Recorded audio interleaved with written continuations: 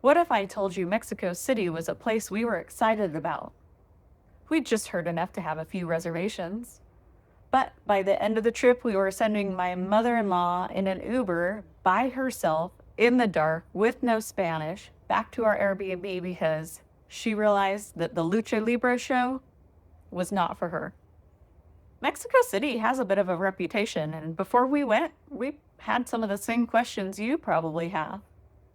We went anyway. Me, Donnie, our 2 kids, my mother-in-law, and my niece. 6 people in a new city. No idea what we were walking into. What we found was one of the most extraordinary cities any of us had ever been to. The history alone will stop you in your tracks, and the food will ruin you for anything else. And the size of it, 22 million people, sounds overwhelming until you realize that most of the major sites are all walkable from the same neighborhood. By the end of this video, you'll know where to stay, how to get around, what to do, what to eat, and I'm going to talk to you in detail about the Xochimilco scam that we fell for. Because if it can happen to us after all the travel we've done, it can happen to anybody.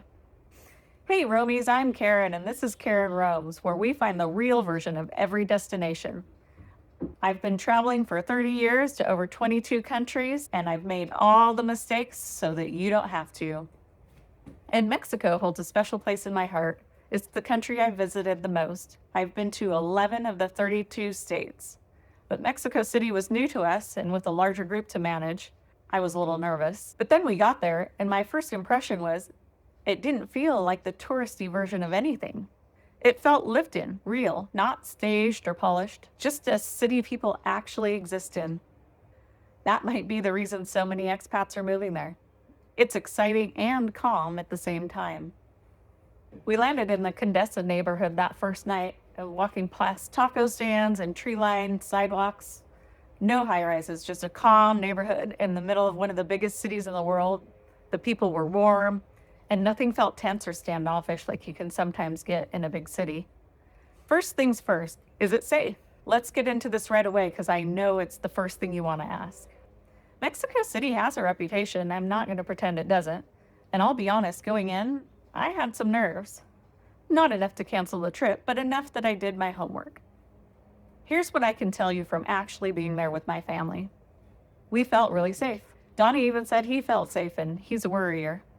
The neighborhoods we were in, Condesa, Roma, Centro, Coyoacan, felt welcoming and completely manageable. We used common sense, we stayed aware, and we had a genuinely wonderful time. That said, it is a city of 22 million people, and like any major city, it has areas you want to avoid, especially after dark. Xochimilco, for example, great during the day, but our van driver told us flat out, you don't want to be there at night. Stick to the good neighborhoods, use Uber instead of random cabs, and trust your gut. You're going to be fine. Let's talk about what you need to do before you go, the practical stuff.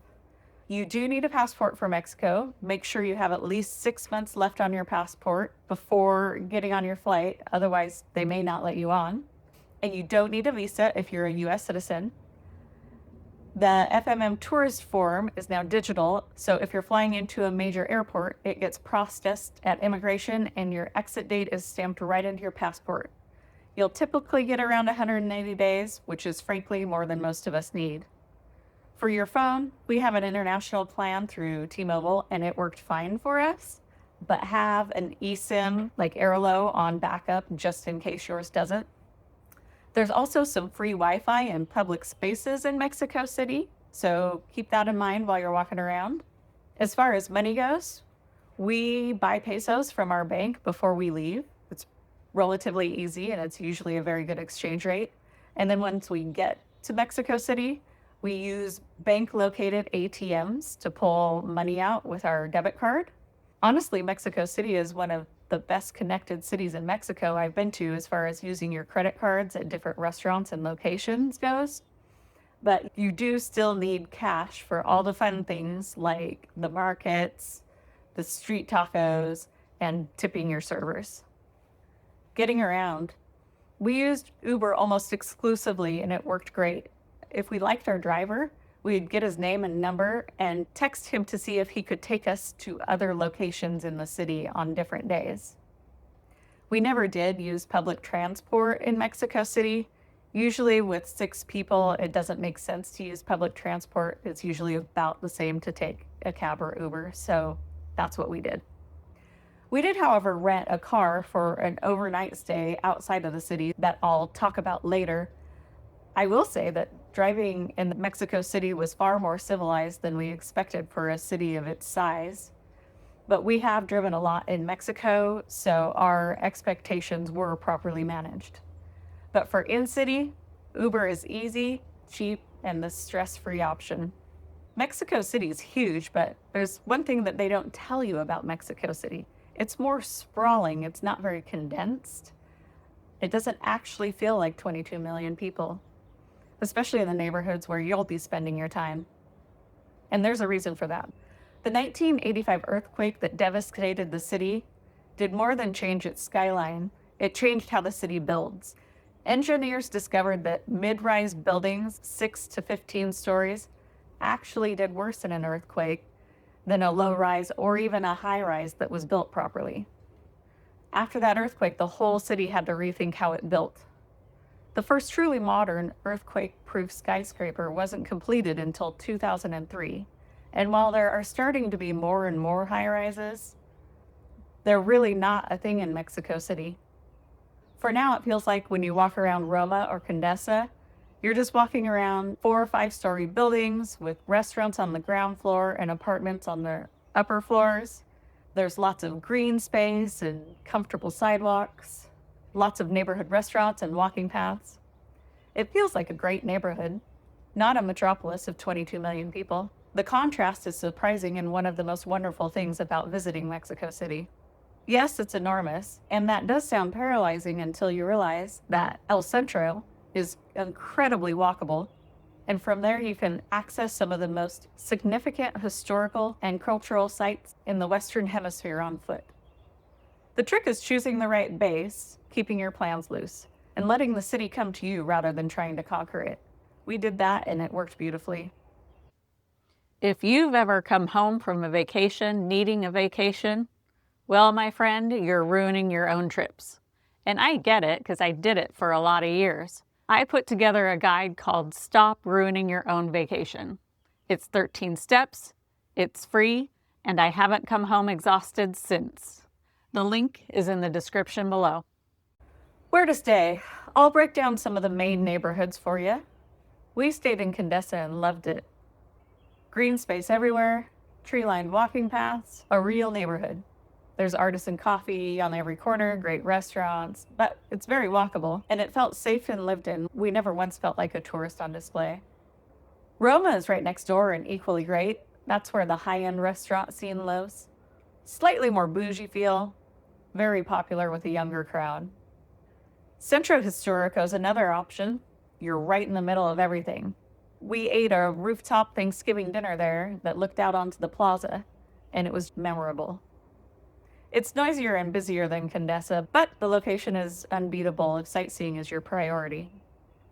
If I were going to go back for a longer stay, I'd seriously consider Coyoacan. It's where Frida Kahlo was raised, and the neighborhood reflects that. It's artsy, local, full of flavor, full of character. It's a bit of a distance from Centro and Roma and Condesa, but it feels like a real city in a way that's harder to find in most of the other touristy areas. So let's talk about what you can see in the central part of Mexico City. One of the things that blew me away about Mexico City is how much the history is just sitting there right in the open, in the middle of a modern metropolis, completely accessible. The Templo Mayor is a perfect example. This is an Aztec temple complex, one of the most important archaeological sites in Mexico, and it's literally in the middle of downtown, surrounded by office buildings and coffee shops. You walk around a corner and there it is. You can tour the ruins and the museum. Right next to it is the Metropolitan Cathedral, the largest cathedral in the Americas, built over several centuries, and it shows. Different architectural styles are layered on top of each other. It's free to enter and absolutely worth your time. And a short walk from Centro is Chinatown. It's small but lively, one of the oldest in Latin America, and a fun little detour if you're in the neighborhood. Some of the fun markets are in Centro as well. Sundays are the best day to be in Mexico City. And if you can engineer even one Sunday there, do it. The Paseo de Reforma, the main boulevard, runs through the city. It closes to cars on Sundays. It becomes this incredible open-air people's street with cyclists and joggers and bikers, families, street performers. It's one of the best free things you can do in the city, and it completely changes how the city feels. We used Estacion Mexico for our walking tours, and we can't recommend them highly enough. We did 3. We did a Chapultepec tour, which tours that area plus the park. We did a Roman Condesa tour, which was also free. Keep in mind you need to tip your guide around $25 at the end. They are often college students putting themselves through school. We also did a Lucha Libre tour that ran about 1,000 pesos per person. It was an absolute blast, especially for people watching. If you have kids or a group that's up for it, unlike my mother-in-law, you should definitely do it. Our guides were wonderful, the kind of local knowledge and candid storytelling that completely changes how you see a place. And they will talk about it all. The deregulated areas for smoking things, probably you shouldn't smoke in a foreign country. The art sculpture that costs more than the skyscraper next door because of the corruption. How much they love their country in spite of its flaws. There's nothing like a local guide for getting the actual tea of a location. Chapultepec Park is where you'll also find Chapultepec Castle, the only royal castle in North America.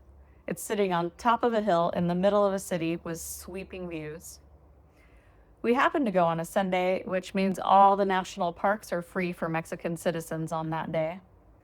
The woman at the entrance, completely on her own initiative, invited my school-aged children and my mother-in-law to enter in the nationals line because she said if you were retired or a student, you got in for free as well.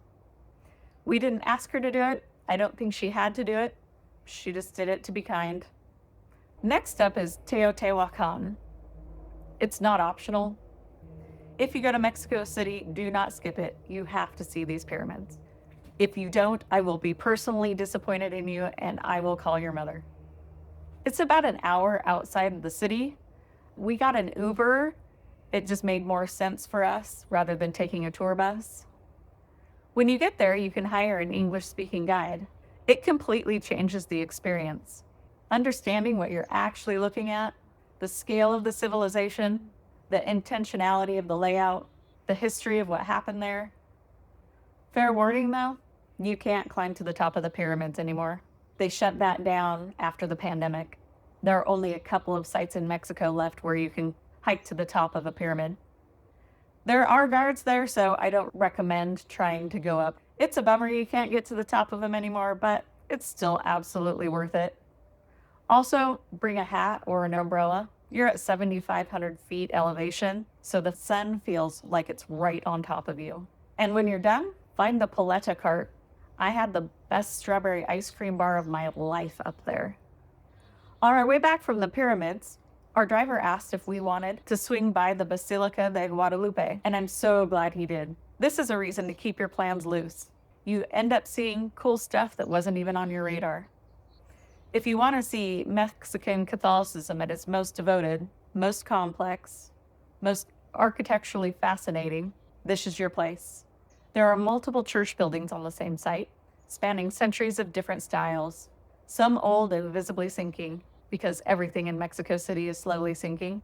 And then there's a strikingly modern basilica, built in the 1970s to replace the old one that was sinking too fast to be safe. And the people, if you're there on a pilgrimage day, you'll see the devout crawling on their hands and knees across the plaza to reach the cathedral. This is deeply moving and completely humbling. Whatever your own beliefs, you'll feel it. All right, Xochimilco and the scam we fell for. Xochimilco is one of those places that's on every Mexico City list, and for good reason. It's a network of ancient canals left over from the Aztec Empire. You hire a colorful flat-bottom boat called a trajinera, and you float around while other boats pull up alongside you selling food, drinks, and mariachi music. It's festive, chaotic, and uniquely Mexican. We loved it, but we did get scammed, and I'll tell you exactly what happened so you won't make the same mistake. We thought we were paying for an English-speaking guide to come on our boat and explain things to us. What we actually hired was a guy to just find us a boat driver. The English speaker took our money, found us a boat, and never got on. We floated around the canals without the context we thought we had paid for, watching our cash disappear with a very cheerful man on the dock. After all the traveling we've done, this got us. So go in with your eyes open. Agree on exactly what you're paying for before any money exchanges hands. And be clear about who's actually going on the boat. And do this with any beer or food offered as well. Always ask for the price before touching anything. Also, the mariachis will pull up and offer to sing for you, which is always fun. We requested Despacito. They refused. Apparently, they're purists. I respect that, but it's still a fun experience. You can do La Cucaracha or any number of songs. The Mexico City markets deserve their own moment.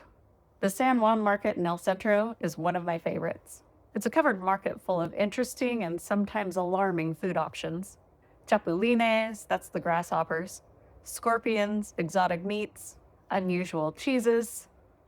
We walked through with our wide eyes and stopped and had extremely normal tortas at a lunch stand there. Great food and a fun atmosphere. Go, be brave. Get a torta. Eat a chapulina. They taste like popcorn. Or eat a completely normal torta. And if you're really brave, try the scorpion. For the souvenirs that are actually worth buying, skip the tourist stalls near the big sites and go to the Teotihuacan market. It's artisanal, local, and well-made. And check the park next door. There's often an outdoor market running on weekends, and food carts are everywhere. Our rule was simple. Find the one with the longest line and get in it. Tacos Pastor seems to be the specialty there in Mexico City. Find the cart with the spit, watch them shave the meat, eat it immediately. That's the whole instruction. One more thing that I definitely should mention was Tolantongo. We rented a car and drove to the Tolantongo Hot Springs for an overnight, and it was the highlight of our entire trip. About 3 hours from the city, a canyon full of hot springs, waterfalls, and cave pools. If you have a day or two and a sense of adventure, look it up. There are day tours from the city if you're not comfortable renting a car. Just know that you'll spend more time on the bus than you'll actually get at the resort, and you'll leave very early in the morning. If you're going to stay the night, do yourself a favor and check the food reviews. And then on your way, stop at the grocery store and grab your own food.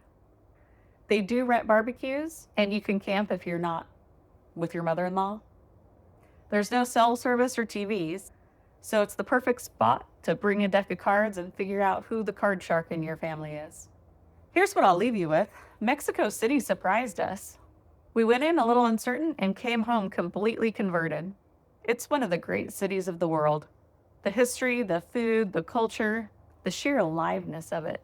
And it's more accessible than its reputation suggests. Our week-long trip barely scratched the surface.